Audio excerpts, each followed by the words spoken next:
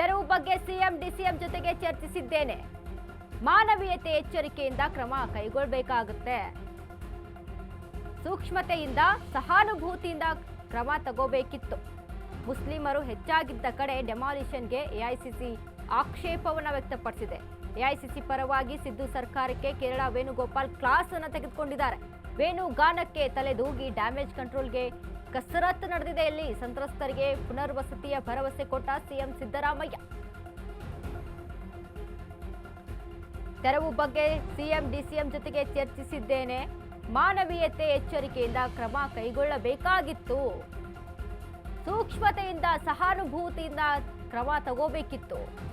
ಮುಸ್ಲಿಮರು ಹೆಚ್ಚಾಗಿದ್ದ ಕಡೆ ಡೆಮಾಲಿಷ್ಗೆ ಎಐಸಿಸಿ ಆಕ್ಷೇಪವನ್ನು ವ್ಯಕ್ತಪಡಿಸಿದೆ. ಎಐಸಿಸಿ ಪರವಾಗಿ ಸಿದ್ದು ಸರ್ಕಾರಕ್ಕೆ ಕೇರಳ ವೇಣುಗೋಪಾಲ್ ಮಾತನಾಡಿದ್ದಾರೆ. ವೇಣು ಗಾನಕ್ಕೆ ತಲೆದೂಗ್ತಾ ಇದೆ ಕಾಂಗ್ರೆಸ್. ಡ್ಯಾಮೇಜ್ ಕಂಟ್ರೋಲ್ಗೆ ಮುಂದಾಗ್ತಾ ಇದೆ. ಸಂತ್ರಸ್ತರಿಗೆ ಪುನರ್ವಸತಿ ನಿರ್ಮಾಣವನ್ನ ಕೂಡ ಮಾಡಿಕೊಡ್ತಾ ಇದೆ.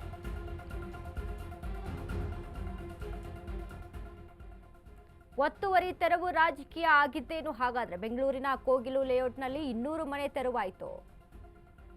ಇನ್ನು ಅದರಂತೆ ಬುಲ್ಡೋಜರ್ ನ್ಯಾಯ ಎಂದು ಟೀಕಿಸಿದ್ದ ಕೇರಳ ಸಿಎಂ ಕೂಡ ಪಿಣರಾಯಿ ಕೂಡ ಟೀಕೆ ಮಾಡ್ತಾರೆ, ಪೋಸ್ಟ್ ಅನ್ನು ಹರಿಬಿಡ್ತಾರೆ. ವಿವಾದ ಜೋರಾಗ್ತಾ ಇದ್ದಂತೆ ಕಾಂಗ್ರೆಸ್ ನಾಯಕರು ಎಚ್ಚೆತ್ತುಕೊಂಡು ಯಾರ್ಯಾರ ಒಂದು ಮನೆಗಳಲ್ಲಿ ತೆರವಾಗಿದೆ ಅವರಿಗೆಲ್ಲ ಪುನರ್ವಸತಿ ಮಾಡಿಕೊಡ್ತೀವಿ, ಯಾರ್ಯಾರು ಮುಸ್ಲಿಮರ ಓಲೈಕೆಗೆ ಮುಂದಾಗಿರುವಂಥದ್ದು.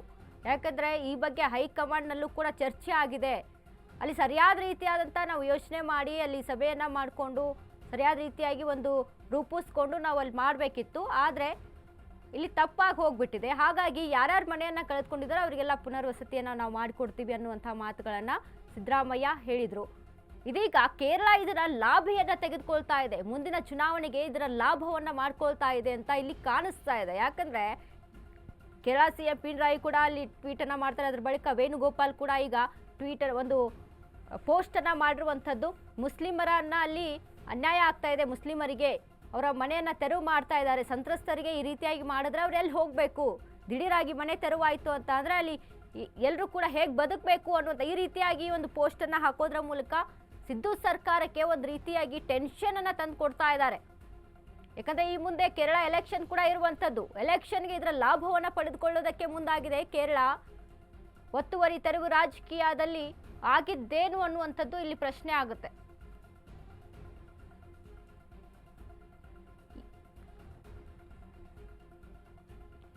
ಈ ಬಗ್ಗೆ ಮಾತನಾಡೋದಕ್ಕೆ ನಮ್ಮ ಜೊತೆ ಫೋನ್ ಸಂಪರ್ಕದಲ್ಲಿದ್ದಾರೆ ದೀಪಾ.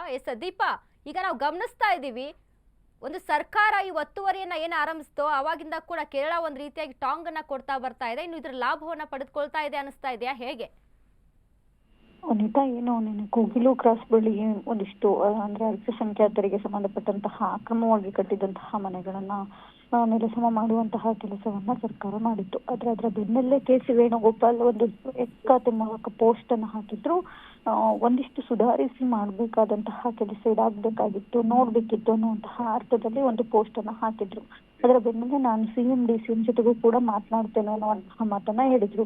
ಅದರ ಜೊತೆಗೆ ಕೇರಳ ಸಿಎಂ ಪಿಣರಾಯಿ ಕೂಡ ಒಂದಿಷ್ಟು ಎಕ್ಸ್ ಖಾತೆಯಲ್ಲಿ ಬರೆದಿದ್ದಂತಹದ್ದು ಅಲ್ಪಸಂಖ್ಯಾತರಿಗೆ ಇಲ್ಲಿ ಅಂದ್ರೆ ಎಸ್ಪೆಷಲಿ ಈ ಭಾಗದಲ್ಲಿ ಬೆಲೆ ಇಲ್ವಾ ಅನ್ನುವಂತಹ ರೀತಿಯಲ್ಲಿ ಅವರು ಕೂಡ ಒಂದು ಪೋಸ್ಟ್ ಹಾಕಿದ್ರು.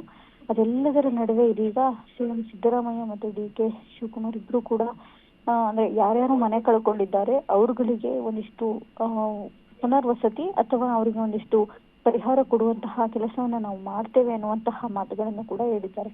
ಈ ಮೂಲಕ ಕೇರಳ ಸರ್ಕಾರ ರಾಜ್ಯ ಸರ್ಕಾರದ ನಡುವೆ ಮೂಗು ತೂರಿಸುವಂತಹ ಕೆಲಸ ಮಾಡುವುದರ ಜೊತೆಗೆ ವೇಣುಗೋಪಾಲ್ ಅವರು ಕೂಡ ಅಂದ್ರೆ ಅಕ್ರಮವಾಗಿರುವಂತಹ ವಿಚಾರಕ್ಕೆ ಯಾಕೆ ಈ ರೀತಿಯಾದಂತಹ ಪೋಸ್ಟ್ ಮಾಡಿದ್ರು ಅನ್ನುವಂತಹದ್ದು ಕೂಡ ಪ್ರಶ್ನೆ ಆಗ್ತಾ ಇದೆ ಅಲ್ವಾ? ಈ ರೀತಿಯಾಗಿ ಈಗಾಗಲೇ ತೆರವು ಕಾರ್ಯಾಚರಣೆಗಳು ನಡೆದಿದ್ವು.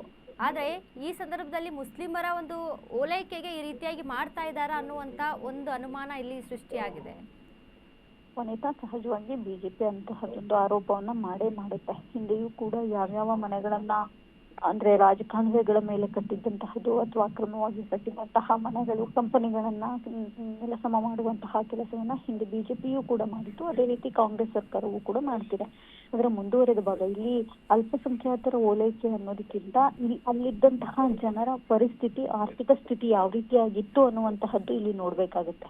ಹಿಂದೆ ರಾಜಕಾಲುವೆ ಮೇಲೆ ಕಟ್ಟಿದಂತಹ ಮನೆಗಳು ದೊಡ್ಡ ದೊಡ್ಡ 3-4 ಫ್ಲೋರ್ಗಳ ಬಿಲ್ಡಿಂಗ್ಗಳಾಗಿತ್ತು, ದೊಡ್ಡ ದೊಡ್ಡ ಕಂಪನಿಗಳ ಕಟ್ಟಡಗಳಾಗಿದ್ವು, ಜೊತೆಗೆ ದೊಡ್ಡ ದೊಡ್ಡ ಅಪಾರ್ಟ್ಮೆಂಟ್ಗಳಾಗಿದ್ವು. ಅಂತಹ ಜಾಗಗಳನ್ನ ನೆಲಸಮ ಮಾಡುವಂತಹ ಕೆಲಸವನ್ನ ಮಾಡಿದಾಗ್ಲೂ ಕೂಡ ಅದನ್ನ ಇಲ್ಲಿಗೆ ಓಲೈಕೆ ಅಂದ್ರೆ ಇಲ್ಲಿಗೆ ಕಂಪ್ಯಾರಿಟಿವ್ ಆಗಿ ಮಾತನಾಡುವಂತಹದ್ದು ಸರಿಯಲ್ಲ ಅನ್ನುವಂತಹದ್ದು ಸದ್ಯಕ್ಕೆ ಪ್ರಶ್ನೆ, ಅಂದ್ರೆ ಒಂದು ಚರ್ಚೆ ಆಗ್ತದೆ. ಆದ್ರೆ ಇಲ್ಲಿ ಇದ್ದಂತಹ ಎಲ್ಲರೂ ಕೂಡ ಆರ್ಥಿಕವಾಗಿ ಸ್ಥಿತಿವಂತರಲ್ಲ.